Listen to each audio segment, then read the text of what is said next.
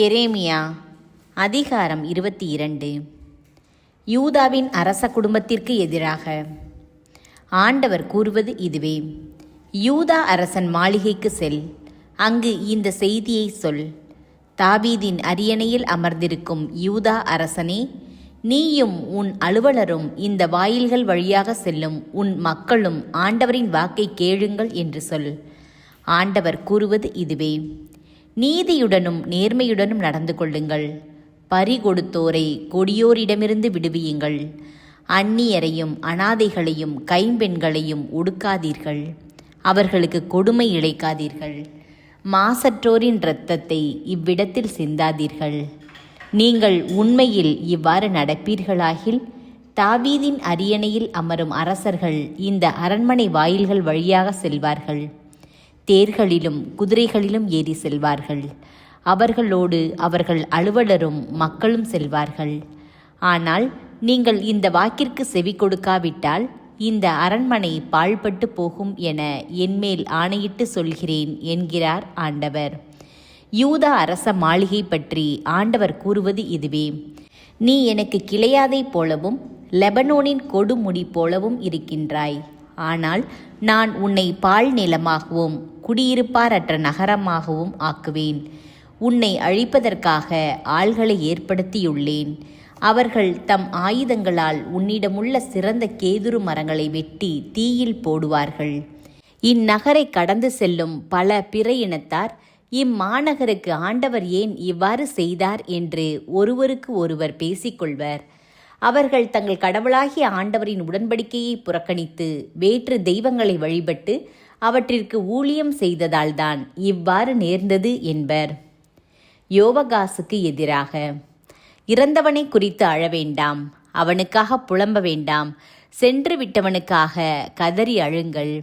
ஏனெனில் அவன் இனி திரும்பி வரப்போவதில்லை. தான் பிறந்த நாட்டை பார்க்கப் போவதில்லை. யூதா அரசனை பற்றி ஆண்டவர் கூறுவது இதுவே: தன் தந்தை யோசியாவுக்கு பதிலாக ஆட்சி செய்து வந்தான். அவன் இந்த இடத்தை விட்டு சென்று விட்டான். இனி இங்கு திரும்பி வரமாட்டான்.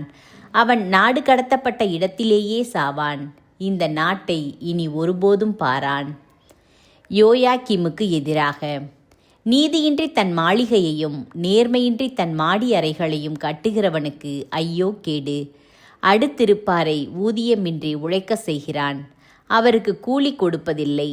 நான் பெரியதொரு மாளிகையையும் காற்றோட்டமான மாடி அறைகளையும் கட்டிக்கொள்வேன் என்கிறான். அதற்கு பலகணிகளை அமைத்து கொள்கிறான். கேதுரு பலகைகளால் அதனை அணி செய்து அதற்கு செவ்வண்ணம் தீட்டுகின்றான். கேதுரு மரங்களின் சிறப்பில்தான் உன் அரச பெருமை அடங்கியிருக்கின்றதா? உன் தந்தை உண்டு குடித்து மகிழ்ந்தாலும் நீதி நேர்மையுடன் நடந்தானே. அவனை பொறுத்தவரையில் எல்லாம் நலமாயிருந்ததே. ஏழை எளியோரின் வழக்கில் அவன் நீதி வழங்கினான். எல்லாம் நலமாயிருந்தது. என்னை அறிதல் என்பது இதுதானே என்கிறார் ஆண்டவர். நீயோ நேர்மையின்றி வருவாய் சேர்ப்பிலும் மாசற்ற இரத்தத்தை சிந்துவதிலும் ஒடுக்கி துன்புறுத்துவதிலும் தான் கண்ணும் கருத்துமாயிருக்கிறாய். ஆகவே யூதாவின் அரசனும் யோசியாவின் மகனுமாகிய யோயாக்கீமை குறித்து ஆண்டவர் கூறுவது இதுவே: ஐயோ என் சகோதரனே, ஐயோ சகோதரியே என்று அவனுக்காக யாரும் ஒப்பாரி வைக்க மாட்டார்கள். ஐயோ என் தலைவரே, மாண்பு மிக்கவரே என்று அழமாட்டார்கள். ஒரு கழுதைக்குரிய அடக்கமே அவனுக்கு கிடைக்கும். அவனை இழுத்து எருசலேமின் வாயில்களுக்கு வெளியே எறிவர். எருசலேம் மக்களுக்கு எதிராக: லெபனோன் மேல் ஏறி கதறி அழு.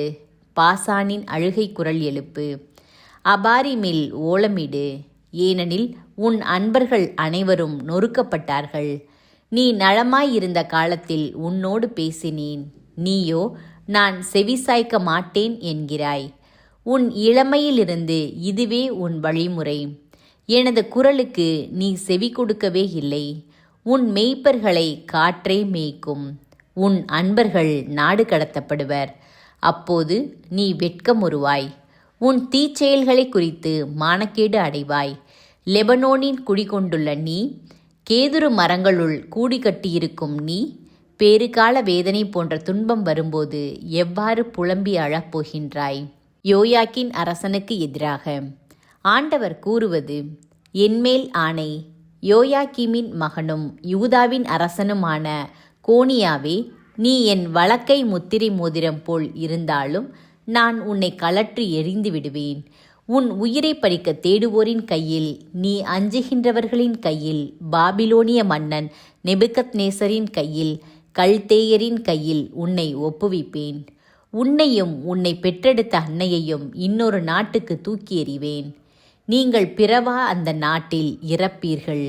எந்த நாட்டுக்கு திரும்பி வர அவர்கள் ஏங்கிக் கொண்டிருக்கிறார்களோ அந்த நாட்டிற்கு திரும்பி வரவே மாட்டார்கள். கோனியா என்னும் இம்மனிதன் அவமதிப்புக்குள்ளான உடைந்த ஒரு பானையோ, யாரும் விரும்பாத ஒரு மண்கலமோ? அவனும் அவன் வழிமரபினரும் ஏன் தூக்கி எறியப்பட்டார்கள்? முன்பின் தெரியாத நாட்டுக்கு ஏன் துரத்தப்பட்டார்கள்? நாடே, நாடே, நாடே, ஆண்டவரின் வாக்கை கேள். ஆண்டவர் கூறுவது இதுவே: இந்த ஆள் மகப்பேறற்றவன், தன் வாழ்நாளில் வெற்றி காணாதவன் என எழுது. ஏனெனில் அவன் வழிமரபினர் யாரும் வெற்றி அடைய மாட்டார்கள். யாரும் தாவீதின் அரியணையில் வீற்றிருந்து யூதாவின் மேல் ஆட்சி புரிய மாட்டார்கள்.